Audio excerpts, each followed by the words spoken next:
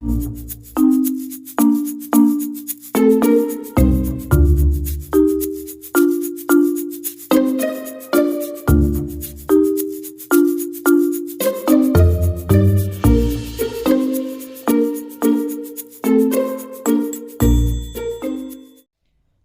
વિદ્યાર્થી મિત્રો, કેમ છો? સ્ક્રીન ઉપર જોઈને તમને ખબર પડી ગઈ હશે કે આજે આપણે ધોરણ 8નો વિજ્ઞાન વિષયમાં એક પ્રયોગ જોવાના છે, જેનો હેતુ છે કે બે સમક્ષિતિજ સપાટીઓની સંપર્ક સપાટી પર પ્રવર્તતું ઘર્ષણ બળ એ બે સપાટીઓની જાત પર આધાર રાખે છે તે દર્શાવવું. તો આ પ્રયોગ છે આજે આપણે જોવાના છીએ. સ્ક્રીન ઉપર તમને એની આકૃતિ પણ દેખાય છે. હેતુની વાત કરી તો કે હેતુ એ બે સમક્ષિતિજ સપાટીઓની સંપર્ક સપાટી પર પ્રવર્તતું ઘર્ષણ બળ બે સપાટીઓની જાત પર આધાર રાખે છે તે દર્શાવો. તમે ચેનલ ઉપર નવા હોય તો ચેનલને લાઇક, શેર અને સબસ્ક્રાઈબ કરવાનું ભૂલતા નહીં.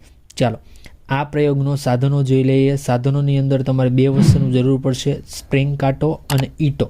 અહીંયા ઈંટ આવે પણ મેં ઈંટો લખ્યું છે. કેમ? કારણ કે આપણે વળવાંગડા છીએ, હોય નહીં, અમુક હોય તો કદાચ ને ઈંટ તૂટી જાય પ્રયોગ કરતાં કરતાં તો વધારે કામ આવે, એટલા માટે.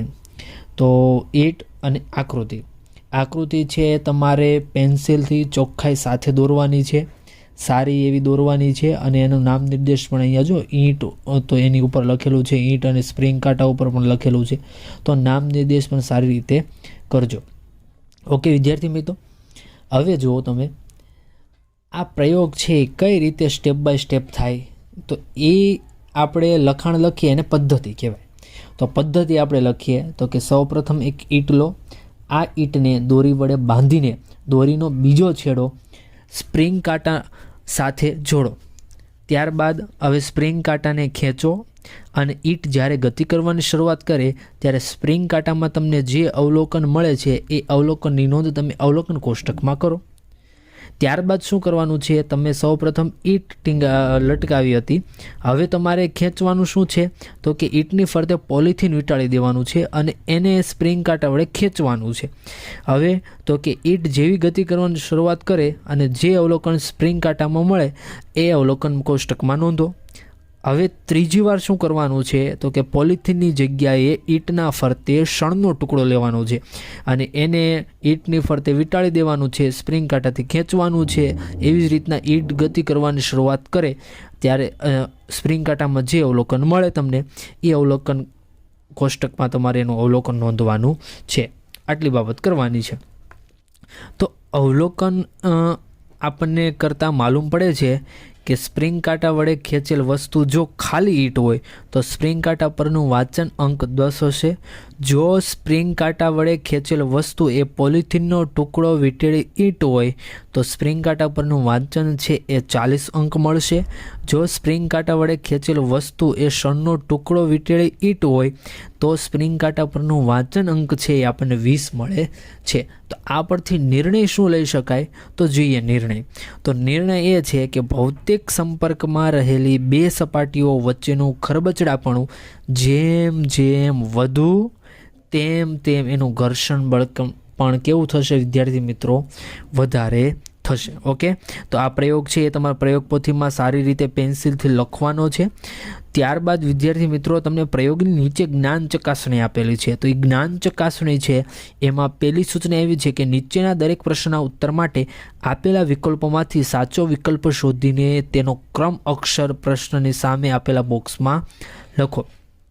તો પહેલો MCQ આપેલો છે તમને કે સ્પ્રિંગ કાંટાનો ઉપયોગ શાના માપન માટે થાય છે? તો એમાં 4 ઓપ્શન છે.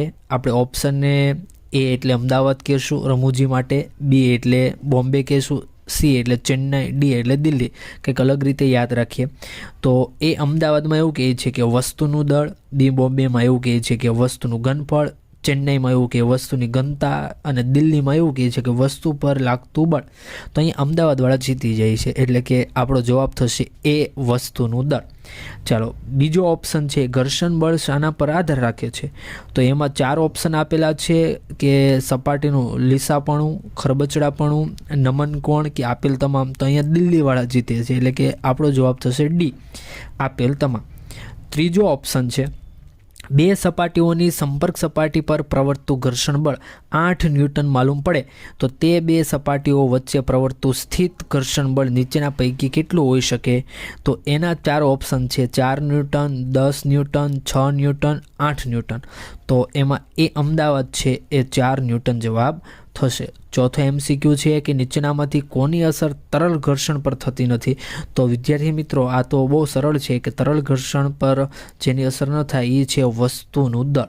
ઓકે. પાંચમું MCQ છે કે નીચેનામાંથી કયું વિધાન ખોટું છે? તો સ્થિત ઘર્ષણ એ લોટણ ઘર્ષણ કરતાં વધુ છે, આ ઓપ્શન થશે. કે સરકતું ઘર્ષણ એ લોટણ ઘર્ષણ કરતાં ઓછું છે. ઓકે, તો બી ઓપ્શન થશે. તમારો બી જવાબ છે બોમ્બે, કે સરકતું ઘર્ષણ એ લોટણ ઘર્ષણ કરતાં કેવું છે? ઓછું છે. ઓકે વિદ્યાર્થી મિત્રો, થેન્ક યુ. અહીંયા સુધી રાખીએ. આવતા લેક્ચરની અંદર નવા હેતુના પ્રયોગ સાથે આપણે મળીશું. ધન્યવાદ.